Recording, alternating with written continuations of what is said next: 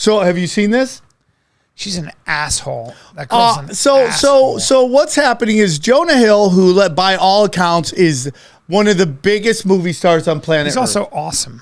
Right? And he's been on this kind of spiritual journey in his life. I don't know him personally. I'm not going to sit here He's a sweetheart. and say that he is, I don't know him as a person. So he was dating this, by all accounts, a very attractive pro surfer. And she had been posting some pictures of her in bikinis on her social media. And Jonah Hill was like, hey, man, if we're going to date, I'm not down with that stuff. And now all of the feminists in the world are trying to say he's toxic and controlling and all this stuff. And it's just hilarious. And this gets into my theory, and this is where I'm going to lose Bryan. It's my theory that women have no clue of social hierarchy. Because a woman looks good in jeans, she will walk in, and no matter who's in the room, it could be Michael Jordan, Chris Rock. Gets attention. She's like, I'm totally on your level. Even though it's like this famous picture I saw. It was Jay-Z, Beyonce, Kanye West, and Kim Kardashian. They're like, sold 1 million records, 1 billion Grammys, sold 1 billion, made a sex tape. And like they were all sitting at the same place. And, I have daughters. I want them to believe and love themselves when they get to a certain age. I want them to have the most love and respect. But men, if we're all in a room, men instantly know who the alpha male is. And we all kind of like follow the leader in that sense. If we were all in a room and Rogan or Dave Chappelle walks in, we know who the alpha is. Men respond to power, capability. Capability is a big part of it, right? When somebody is outstanding at what they do, incredibly capable, important, significant, it makes them significant. It makes them powerful. Right. It makes them an authority figure. By that I mean the person you look to for guidance, the person you look to as an example of what to be. Right. Men don't need to talk. Men don't need to be, they don't need therapy to figure out their feelings. Men have no problem going through hell. Well, there's a bunch of beta men who do go to a bunch of therapy. Those men, and I'm not against therapy, even though I don't go to it. I go to my own kind of therapy, which is recovery. These meetings I go to, they're a form of therapy, which is but Sam, I'm saying those men. A lot of those beta men need to get good at something. They've never had a victory in their life. They need to get good at a sport, at an instrument, anything that makes them feel capable, makes them feel good. Even if they join the Marines. What you're talking about is purpose. They need a purpose. Yeah, they need purpose and meaning. Yes. That'll solve a lot of your stupid psychological 100%. masturbation. 100%. And then instead all you have is, hey, what about me? I'm a victim. Fuck you. Well, it's like this is like a big thing on YouTube. I call it Black YouTube, where it's like this section of YouTube where it's black content creators just checking feminists left and right. And the one thing that we see in modern society is this understanding of like that a relationship is about meeting kind of in the middle. And working together in a yin and a yang type of way. And what's happening is like on both sides, there's a lot of people that don't want to do that. And this notion of like, you take me for who I am. Well, you're like, well, there's a reason why you're single, whatever age you are, with 1,000 cats, because you don't understand that you have to present yourself as this is what I bring to a relationship. And not like, what are you going to do for me? That's not dating. Dating is like, I'm going to fulfill these needs for you, and you're going to fulfill these needs for me, and this is why we're going to be together, because we're going to complete a whole of a yin and a yang. And so much of modern dating is, especially on the female side, is like, this is me, and what are you going to do for me? And, it's like, I joke about this, but there was a time where, like, parents would have to pay you to marry their daughter. Here's money for my daughter. And you're like, now it's like, what do you do for me? Like this guy, Kevin Samuels, who's rest in peace, no longer with us, but he used to just have feminists on a show and he would just check them on what they think. Who's Kevin Samuels? He's he's passed. Let me see his. But he's kind of like one of the godfathers of this, like, That's manosphere. him? He died?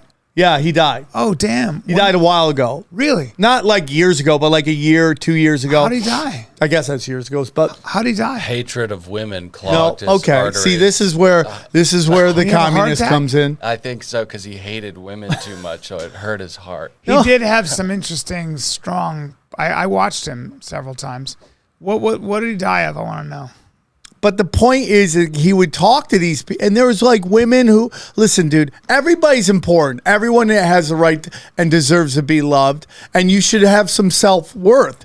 But again, like it's just this weaponization of feminism that I just think that there's this unbalance between what everybody thinks that they should bring to a relationship and get out of the relationship. And he was very much going, no, it's not. That's not what you bring. That's not what you bring to the relationship. And I think this is a great example with Jonah Hill. Is like there's just women who think that this guy who is at the top of a profession that so many people dream of getting to, for whatever reason he got there, and I think he's a very talented. I love Jonah Hill. A good person, right? He's a good guy. Like this guy has the right to demand certain things from people he want to be in a relationship with. He's what they call high value. He was probably being honest, and he probably said, "This makes me feel insecure." And people are like, "Well, you're trying to control the person," but look, can I see her? Can I see who this person it's just is? unbelievable because you have women all the time. Like you gotta make 6 figures, you gotta do this, you gotta do. And you're like, why is that okay? And this girl's a pro surfer. Yeah, and here's my whole theory is as well. It's like there's a law in this country that if you release like some naked pictures of your ex-girlfriend. Okay. I can't see. There we go. I'm listening to you. Keep going. It's just like this is an example of like to me of how like the world women run society. They run society. Yeah. But is it good for them? And does it make them happy? That's my question. The whole point is like social media has allowed them all come together and push back in a way that men don't ever do. Right. And women hate each other except for when it comes to men. Then they team up and they wage war. Right. And so like there's something called revenge porn, right? Where like if you release videos of your exes, and it always is men releasing videos of their female girlfriends, right? That's a felony. But what we're seeing over and over again, which also I've been told is a felony as well, but it's never pursued the same way, is that we see like when it comes with Zion Williams and this adult film star releasing all these videos and threatening to release sex tapes of him, and nobody's saying anything that's negative, or the releasing of all of these DMs that Jonah Hill has sent in an attempt to discredit him and almost destroy him in a Me Too sense. It's disgusting, right? So it's like women have now set this precedence that if you release any naked pictures, that this is a felony, and we've created something called revenge porn laws, which I understand and respect. Yet the other way around, where it's a woman doing it to a famous man, nobody cares, and it's literally a way to blackmail people. You know why? Because the left's narrative is this: it's all about power. That person had power. It was a power imbalance. And so when there's a power imbalance, you're the victim and he's the oppressor. But women want to date up. There's always going to be a power. If you want to date the alphas women of are alphas, attracted to power. Right. So that it's just this thing where you just can't lose. And it's just this notion that but that's why the left makes no sense. You can't follow. You know what else is very interesting? Shit. This notion. And women never talk about it, and we can get the wood gypsy over here to jump in. This is fourth wave feminism. But the notion of getting pregnant by a very powerful man for child support, like that is an acceptable thing to do. It's as old as time. Yeah. Muhammad Ali said the hardest part of his training was dodging all the bitches. Yeah, he's right. Anyways, Kevin Samuels died of a heart attack because he hated women so much. Hypertension and chest pains. He died of misogyny? Yes, and that it's a killer. Jonah, do you think it's odd at all that he entered into a relationship with a popular social media surfer and then said, I need you to not post pictures of you in bikinis. It's odd. I also wonder is she's not a pro surfer. She's an instructor. She's just some girl who is on Instagram. She's not a professional. I would have to know how they met. Like, you suck. I would have to know how they met. Yeah, find out. Let me see a pro surfer. Let me see the best, like the top surfer females, and I want to see the waves they surf. Which I want to get into. That chick was surfing waves that I could surf. Then I want to get into Bryan. Have you heard this Adam 22 thing? Yeah. Like, what are your thoughts on that? I mean, I sounds like your wet dream. No, yeah, I have no. If you want to be kinky and you want your girl to bang other guys and you want to be involved in that, I don't care about that. It's just that you have kids, right? Do they have children? Yeah. Yeah, I have a problem with that. I think it's there's something weird, about Adam 22 that just is I just a little don't respect weird it, for me. and I don't care about it.